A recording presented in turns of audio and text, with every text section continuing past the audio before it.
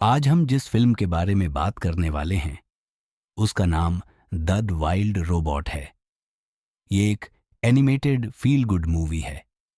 Film सच में vera level है। ज्यादा समय बर्बाद किए बिना चलिए कहानी में डूब जाते हैं। एक तूफान के कारण यूनिवर्सल डायनेमिक्स का एक कार्गो जहाज आरोजज़म रोबोट्स को खो देता है, जो एक निर्जन द्वीप पर बह जाते हैं। केवल आरोजज़म यूनिट 7134 रोज बचती है और जंगली जानवरों द्वारा गलती से सक्रिय हो जाती है। रोज जानवरों को डरा देती है और उनकी मदद करने की कोशिश में खुद को चोट पहुंचाती है, यहां तक कि उनकी भाषा सीखने के बाद भी। अपनी सेवाओं की जरूरत वाले किसी को न पाकर रोज रिकवरी के लिए सिग्नल भेजती है, लेकिन उसे बिजली गिरती है और जानवरों द्वारा हमला किया जाता है। एक आक्रामक ग्रिजली भालू से भागते समय वह गलती से एक हंस के घोंसले को कुचल देती है, जिससे सभी पक्षियों और अंडों की मौत हो जाती है, सिवाय एक अंडे के। रोज अंडे को एक भूखी लोमड़ी फिंक से बचाती है। एक घोंसलिंग हंस का बच्चा अंडे से निकलता है और रोज को अपनी मां समझ लेता है। वह रोज के लॉन्ग रेंज ट्रांसपोंडर को तोड़ देता है। कई बच्चों वाली ओपोसम पिंकटेल की सलाह पर रोज घोंसलिंग की देखभाल करती है, ताकि वह सर्दियों के प्रवास से पहले उड़ना सीख सके। फिंक को पता चलता है कि वह रोज से फायदा उठा सकता है, जो एक आश्रय बनाती है। रोज घोंसलिंग का नाम ब्राइट बिल रखती है और तीनों एक साथ रहते हैं। जैसे जैसे ब्राइट बिल बड़ा होता है, वह तैरना सीखता है, लेकिन अन्य हंसों द्वारा उसका मजाक उड़ाया जाता है।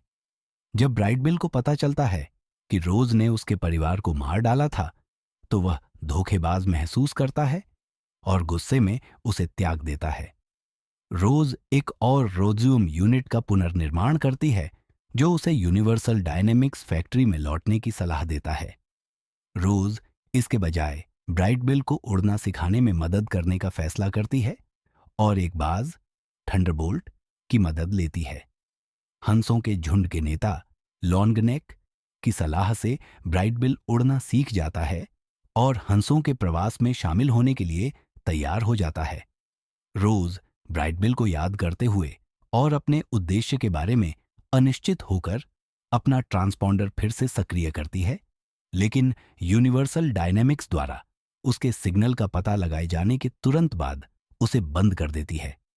प्रवास के दौरान एक तूफान हंसों को यूनिवर्सल डायनेमिक्स के ग्रीन हाउस में शरण लेने के लिए मजबूर करता है, जिससे एक दूषण चेतावनी सक्रिय हो जाती है और रैको रोबोट्स उनका पीछा करते हैं।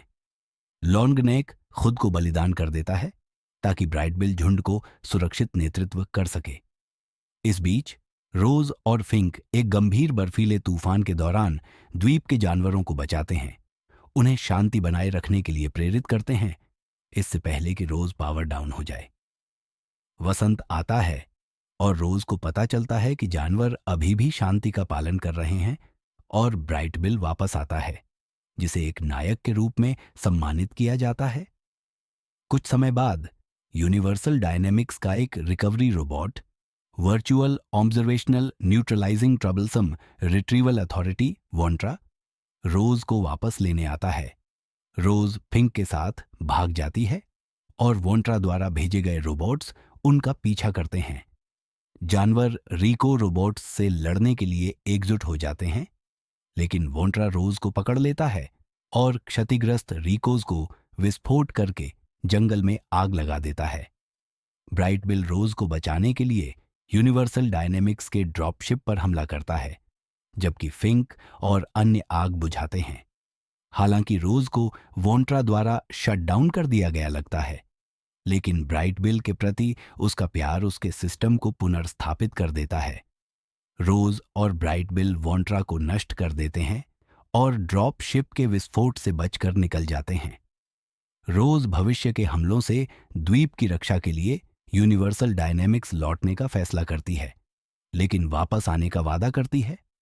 महीनों बाद जानवर द्वीप पर एक साथ रहना जारी रखते हैं, जबकि रोज यूनिवर्सल डायनेमिक्स के एक अन्य ग्रीन हाउस में काम करती है, अपनी यादों को संजोए हुए। ब्राइट बिल उससे मिलने आता है और दोनों एक दूसरे को गले लगाते हैं इस फिल्म को मैं 5 में से 4.5 स्टार दूंगा। मेरी तरफ से ये एक हाईली रिकमेंडेड मूवी है। देखने के लिए धन्यवाद। और भी मज़ेदार वीडियो के लिए प्लीज़ सब्सक्राइब करें।